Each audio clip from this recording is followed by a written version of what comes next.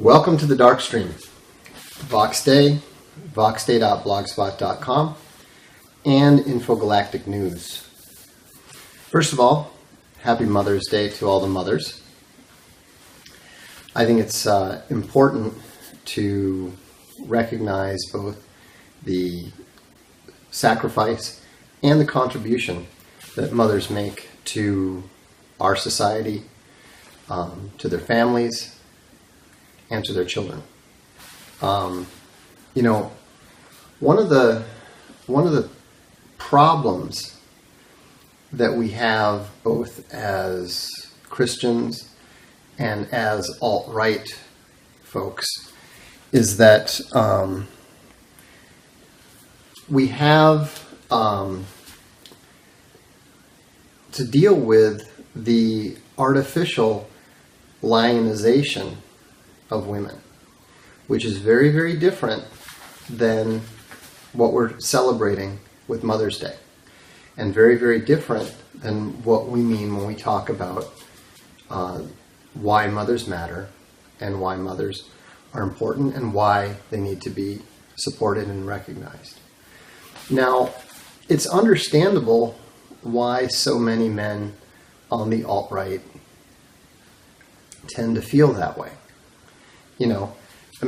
Let's face it, I am probably considered a notorious, he-man woman hater.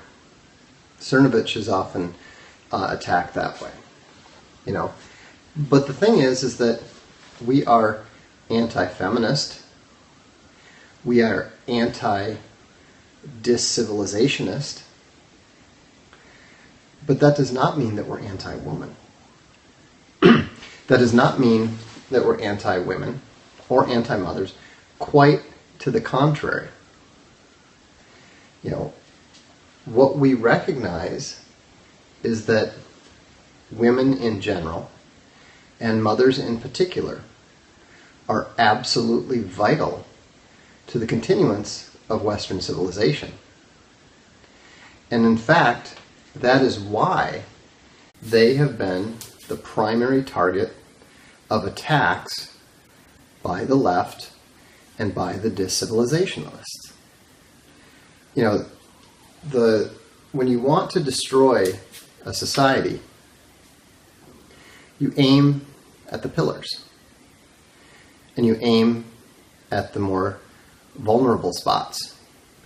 And in any society, women and children are the vulnerable spots. That's why we have the whole concept of, women and children first, because in any society that wants to survive, it makes a priority of keeping the children out of danger and keeping the women who produce those children out of danger. This is not that difficult to understand. The red pill guys, the theoreticians of game, the Royces, the Ruches, the Chateau Hartistes, love to point out that men, any single man, is capable of fathering thousands of children. The same is not true of women. And so therefore, each woman is considerably more important to her society as a woman, as a mother, than any man.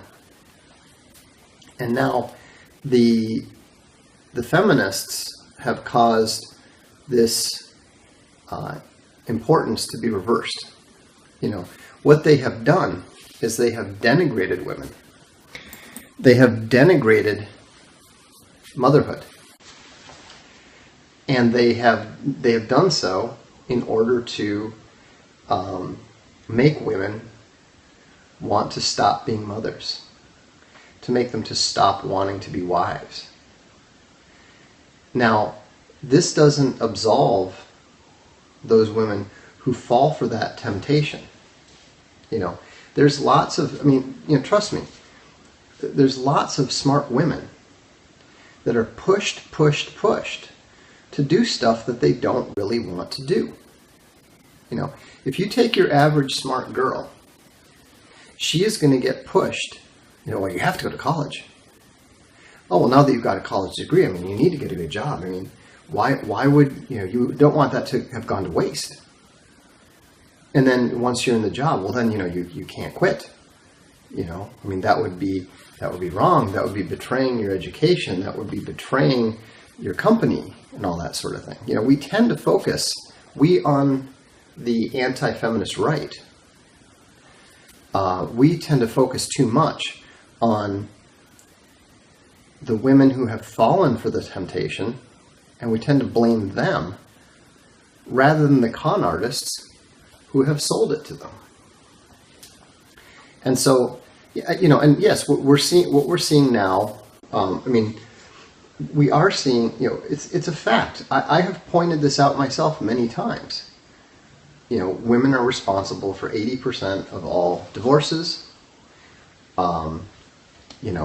A lot of the problems that we have are caused by these women who are falling for the lie.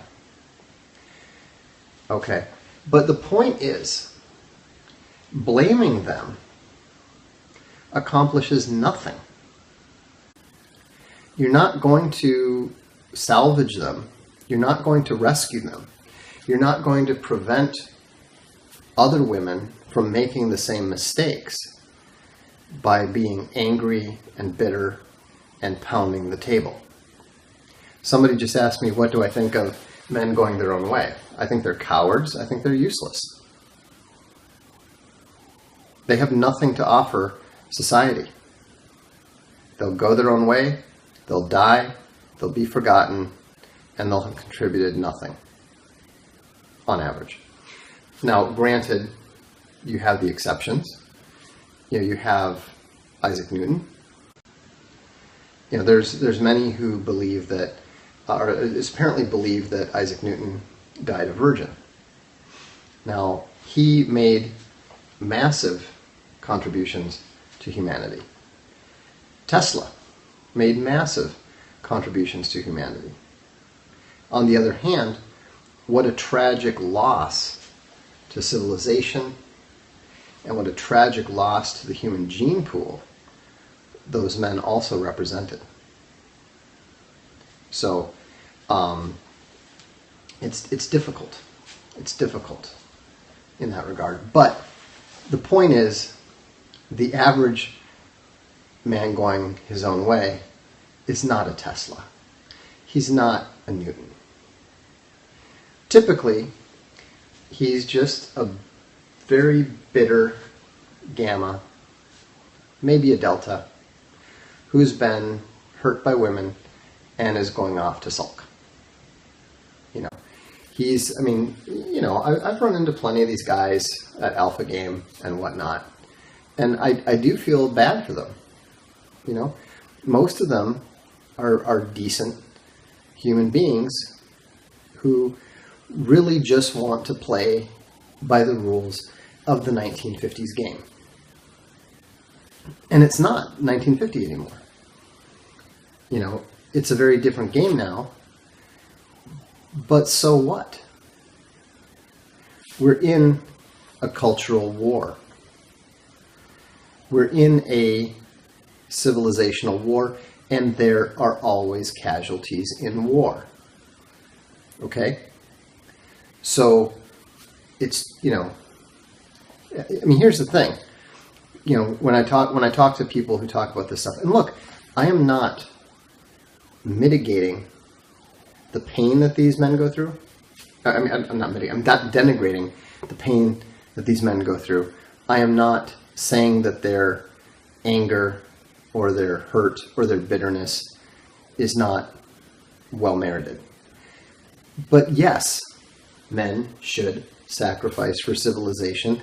That's what civilization requires. That's what civilization has always required. That's what civilized men do. Okay? You are here because some of your ancestors were willing to sacrifice for civilization. One of my ancestors died at Valley Forge. Okay, if he was willing to do that, you're not willing to risk the possibility of losing 50% of your stuff for a few years? I mean, you know, the funny thing is half these guys who talk about this stuff, you know, they talk, oh, we have to fight and we have to do this and blah, blah, blah. It's like, you won't even risk the possibility of losing your stuff. You're not going to risk your life. You're not going to risk getting scratched. You know it. We know it. Stop pretending. Mothers are the necessity. Okay, think about it. The children are the targets of the left. That's why they've taken over everything from the Girl Scouts to the public schools, all that sort of thing. Answer me. Here's a question. What is the primary weapon that is currently being used by free people to prevent the indoctrination of their children into the left? What is the primary homeschooling? Exactly. And who's doing the homeschooling? Who's doing the homeschooling?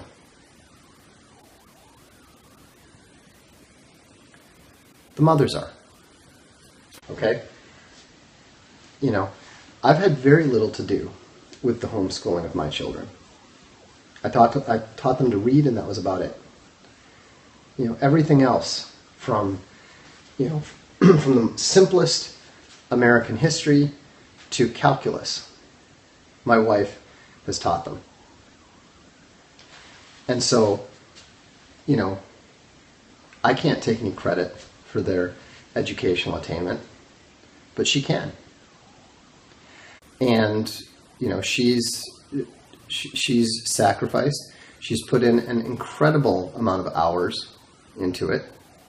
You know, she's turned herself into an expert in the field. And so, you know, the mothers are the key. Now, somebody said, oh, we should demand women go back to the kitchen. Come on, that's not just stupid. That's retarded. You're going to demand something of these people? No. What you do is you make sure that they understand that their contributions are valued. You should make sure that their emotional needs to do the things that they need to do are met. You should make sure that they're supported in that sort of thing. I'm not always great about this, you know. I mean, there have been times when my wife has said, "What are we going to do about X?" You know, college or whatever else. And you know, my response has not always been optimal. You know, which is basically, I don't know. You know, can't we talk about this later? That's not the right answer. If she brings it up, she wants to talk to you about it now. So put aside what you're doing and help her out. Help her talk through it. She's not actually looking for the answers. She doesn't expect you to have the answers. You know, but figure out how to be supportive. Figure out what it is they need and make damned sure that they feel their contribution is more valuable than a cancer doctor's. You know, I mean, a lot of guys sabotage themselves. You know, they'll talk about how impressive some woman is at work, or you know, some VP of marketing or whatever, and that sort of thing. You're undermining yourself. Do you want her to value that more and feel less valued because she stays at home? I don't know that, I don't know that you need game to do this particularly. I'm sure it helps. But, you know, in something like this, making somebody feel valued, that has nothing to do with game. People are people. You know, game can factor into it. But you know, you need to, but you need to not just do it with your wife. You need to you need to do this with everyone. You need to not, show a lack of interest. For example, if you meet a woman who's a doctor, maybe you sit there and you talk to her about, oh, wow, that's impressive. What's it like at the hospital? Or if she's a professor, or something like that. And then the next woman that you meet at the party is a housewife. What do? Do you ask her about her job? Do you ask her what she's been doing, what she's been working on, what kind of project she's got the kids doing, etc., etc., or you just ignore it? And so it's ridiculous to say women want this or women don't want this. I mean, you can't do that at the same time and then complain that women are malleable and susceptible to temptation. Become a better tempter. But and again, I am as guilty of this as any other guy. If I meet a woman who is, I'll give you an example. A woman I met at the Computer Game Developers Conference a long time ago, Brenda Laurel. She's a fairly well-known game designer. Well, I design games too. So we end up having a long conversation about, some of the Purple Moon or whatever the company was that she was founding at the time and so forth. Okay, now that's fine. There's nothing wrong with that.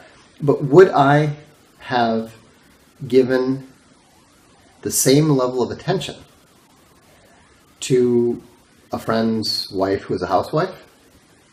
Probably not. But that's what we have to start doing, okay? We have to start valuing the women who are doing the things that we believe to be important. Look, talking about why don't you just say, why don't we sprout wings and fly to the moon, okay? I mean, I'm a little bit tired of people jabbering about these utopian, totally irrelevant concepts. Okay? You're not going to do anything. We're talking about stuff that people can actually do in their day-to-day lives, not stuff that, well, gee, if I was magically the ruler of the world, this is what I would do ideally. Who cares? Okay? So, think in terms of the possible. Think in terms of the practical. And so, we know democracy is failing, so stop worrying about trying to fix democracy. And start learning and teaching yourself to make the women around you, the women in your life, the women of your acquaintance, make them understand that what they are doing is absolutely important. Make your daughters understand that. Stop pushing your daughters and treating them like they're boys. One of the biggest single problems we have in this society is the fathers of daughters. I was reading Bill Simmons the other day, sports guy. His catchphrase was, the lesson, as always, is this: women ruin everything. And he would mercilessly mock the WNBA. You know what he's all up in arms about and advocating for now? Better soccer fields for girls' soccer teams. Because he's outraged that girls' teams in California, in his area in California, don't get the good times to play on any of the good fields. And so, he wants to go and do something to, build more fields. Why? Guess what? He's got a daughter and he's treating her like she's a boy. Okay? I mean, I love soccer. I've played soccer all my life. Get rid of this loser. I have no use for sports are bad. Okay, telling that to a Division I athlete is probably a bad idea. Anyhow, but the point is, here's somebody who is viciously anti-feminist, and the minute he has a daughter, suddenly he's Mr. Feminist, he's a feminist activist. Okay? And the thing is that if he actually knew anything about girls and soccer, he's basically signing his daughter up for knee surgery. I've actually been a bigger supporter of girls who actually want to play soccer than most. I belonged to the same club for a while as a girl who's on the national team. Under 21 national team. She's my favorite player on my son's team. I actually taught her how to decide when to shoot and when to pass. But I think she's been in for 2 knee surgeries already. I don't think she's even 18 yet. But that's kind of beside the point. The main point is that, men need to stop pushing their daughters to become career women, college women, career women, etc., and then suddenly find out that, oh, gee, guess what? She's not interested in being a stay-at-home mother because you spent your entire life pushing her to be something else. Why don't you try encouraging her to do what she naturally wants to do in the first place and be a good wife and be a good mother? Okay? How many of you with daughters, just say yes or no, how many of you with daughters have daughters who can cook well and bake well? Yes or no? I'm not gonna hammer you on any of this stuff. I'm just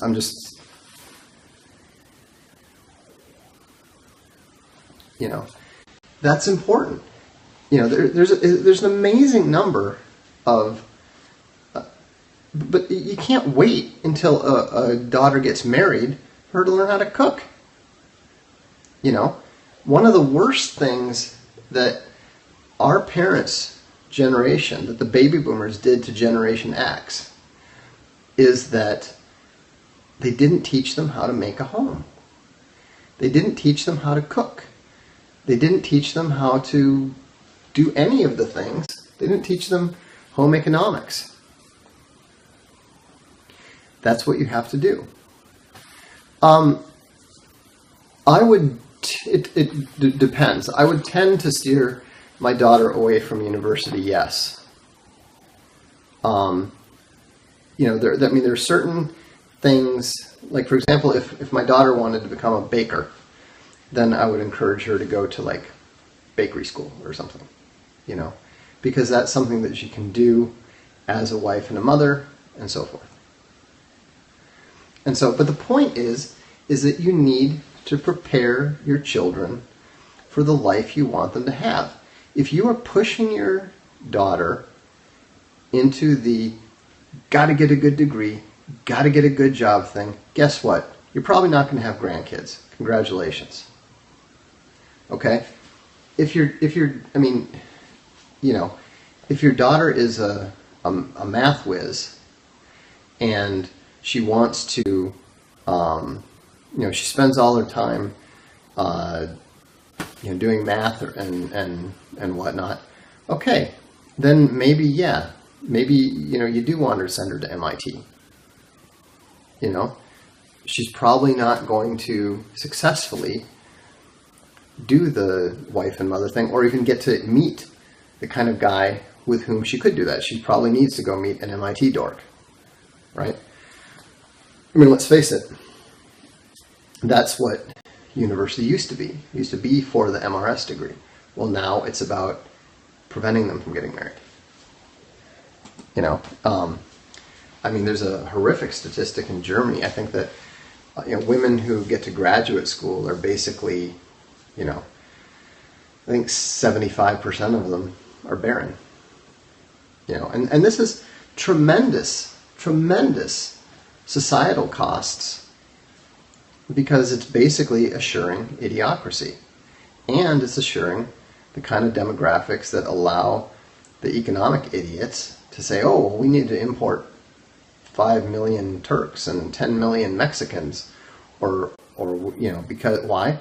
Because we've got a bunch of useless women working in makeshift jobs, and now we don't have any kids. And the kids we have an average IQ of 85. This is no basis for a society. This is no basis for a functioning civilization.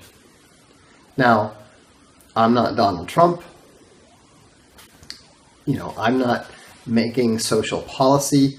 My opinion when it comes to what should be done on political matters is totally irrelevant. There's nothing that I can do about it. But there is something that every single one of you can do about it, whether you are a parent, whether you are a single man, a single woman. There is always something you can do about it, and that is to lend your encouragement and lend your support to the mothers and encourage other women to do the same.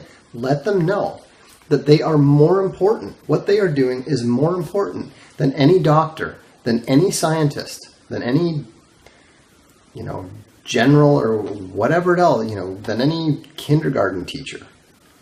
There is literally nothing more important than a woman who makes the decision to become a wife and to become a mother and to raise the next generation of the West. Because if too many women do not make that decision, the West will not survive. And you can't say that about anything. You can't say that about anything that we men are doing. You know, yes, maybe the logic is ruthless, but it's correct. So, anyhow, so mothers, happy Mother's Day.